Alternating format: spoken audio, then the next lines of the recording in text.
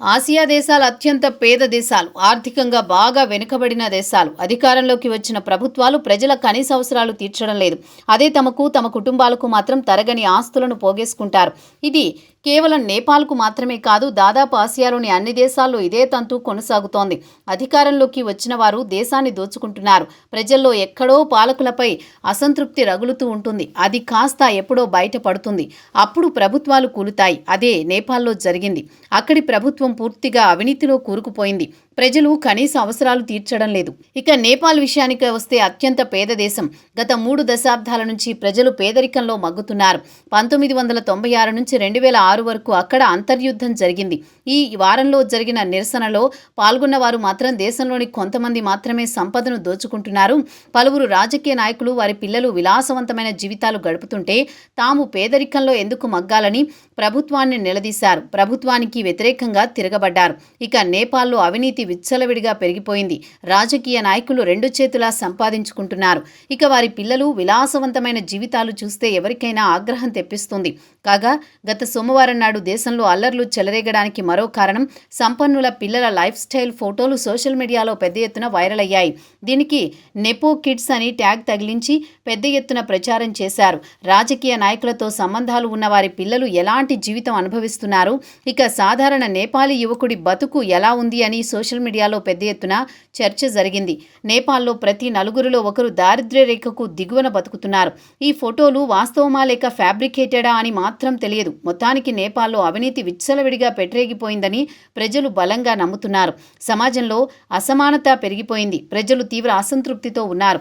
అధికారులు, రాజకీయ నాయకులు, వారి బంధువులు మాత్రమే ప్రజల సొమ్మును కొల్లగొట్టి రాజభోగాలు అనుభవిస్తున్నారనేది సాధారణ నేపాల్ పౌరుడి ఆగ్రహం. అయితే నేపాల్ సోషల్ మీడియాలో #నెపోకిడ్ ట్రెండ్ పెద్ద దుమారమే రేపింది. యూజర్లు టిక్టాక్, ఎక్స్లో పెద్ద సంఖ్యలో సంపన్నుల పిల్లలు లైఫ్ స్టైల్ వీడియోలు పోస్ట్ చేశారు. నేపాల్ రాజకీయ నాయకుల పిల్లలు విలాసవంతమైన జీవితాలు, లగ్జరీ వెకేషన్స్, ఫ్యాన్సీ డ్రెస్సులు, నిగనిగలాడే విలాసవంతమైన కార్లలో హల్చల్ చేస్తూ ఉంటే సాధారణ నేపాలీ మాత్రం పూట గడవడానికి నానా ఇబ్బందులు పడుతున్నాడు. ఇక సోషల్ మీడియాలో ఒక మంత్రి కుమారుడు ఫోటోలు తెగ వైరల్ అయ్యాయి. అతడు లూయిస్ విట్టన్ కార్టియర్ లేబుల్ దుస్తులు, బాక్సులతో ఫోటోలకు ఫోజులు ఇవ్వడం బాగా వైరల్ అయింది. అలాగే ఒక మాజీ న్యాయమూర్తి కుమారుడు హై అండ్ రెస్టారెంట్లో భోజనం చేస్తూ తన మెర్సిడెస్ కారు పక్కనుంచిన ఫోజు ఇవ్వడం లాంటి ఫోటోలు సోషల్ మీడియాలో తెగ వైరల్ అయ్యాయి. ఇలాంటి వేలాది వీడియోలు నేపాల్ సోషల్ మీడియాలో విపరీతంగా హల్చల్ చేశాయి. ఒకవైపు రాజకీయ నాయకులు, ప్రభుత్వ ఉన్నతాధికారుల పిల్లలు రాజభోగాలు అనుభవిస్తుంటే సామాన్య యువకులు మాత్రం కనీస అవసరాలకు నోచుకోవడం లేదు. Nepal nepo kids trend social మీడియాలో వైరల్గా మారింది. కాగా ఈ కాన్సెప్ట్ పాశ్చాత్య దేశాల్లో ఎక్కువ పాపులర్. అక్కడ నెపో బేబీస్ అంటారు. దీని అర్థమేమిటంటే సెలబ్రిటీల పిల్లలు లేదా పబ్లిక్ ఫిగర్ పిల్లలను అలా సంబోధిస్తూ ఉంటారు. ఉదాహరణగా చెప్పుకోవాలంటే పోఖరాలో అంతర్జాతీయ విమానాశ్రయం నిర్మాణంలో సుమారు $71 మిలియన్ కుంభకోణం జరిగిందని పార్లమెంటరీ కమిటీ విచారణతో కూడా తేల్చింది. ఇక నేపాలీ నాయకులు, నేపాలీ యువకులకు అమెరికాలో ఉద్యోగాలు ఇప్పిస్తామని పెద్ద మొత్తంలో డబ్బు గుంజుతూ పట్టుబడ్డారు. ఆయన ఎలాంటి చర్యలు తీసుకోలేదు.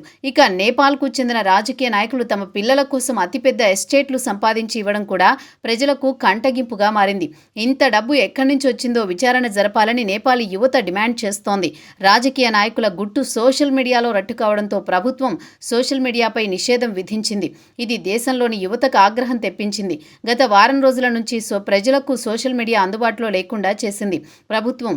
దీంతో యువత ప్రభుత్వంపై తిరగబడింది.